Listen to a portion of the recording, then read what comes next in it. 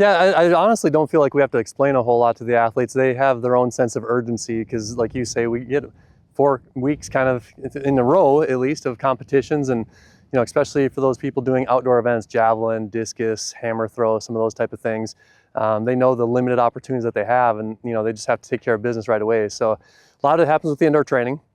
Even 4x1 work, we'll be doing handoffs, and practice, exchanges on the indoor track. To get ready for outdoor. But as soon as we get outside, obviously they got to hit the ground running and be getting after it. This weekend? Yeah, I mean, Jacob, fortunately, he's reported to me that he feels great right now, and he's really confident and looking forward to the meet this weekend, and feels like he's really ready to go. So I look forward to him putting together a great performance. As a whole, I think the men's team will be down a little bit just because of a few injuries and a couple of scorers that won't be competing in there. But I feel as a overall program, I think we're going to be sending the most people probably that we ever have to the WIAC Championship. So we continue to grow, in depth as well as in quality. Yeah, for us. Yeah, I mean, I think they maybe surprise themselves a little bit. They surprise me a little bit, which is awesome. I love being surprised. But Coach Jordan's done a great job getting the timing of those exchanges on point, making the smooth transition, from getting that stick around the track. Doing it with 3 freshmen and a sophomore, having the number 2 time in school history is pretty awesome. So that leaves you 1 spot to chase, right? Is that school record. And they're motivating getting after it. And they're, like I say, such a young group. They're just going to continue to develop and continue to get better and better. And that's a group that's been probably the weakest area of our team for well over a decade.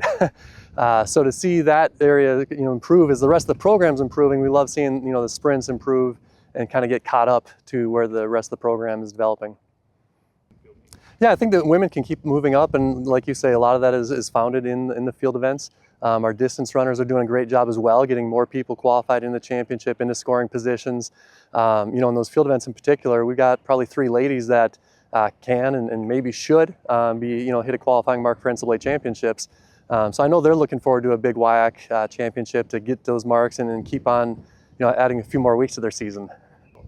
They're doing an outstanding job, and it just starts with you got to build that culture, right? When we first got here, 4 or 5 years ago, there just wasn't a real strong culture just with the program overall. So improving that culture, bringing in the right athletes that have the right mindset, that want to be great, and we got some competitive people, which is awesome. We love it. But their work ethic that they put in over their summer running, if they're a cross country runner.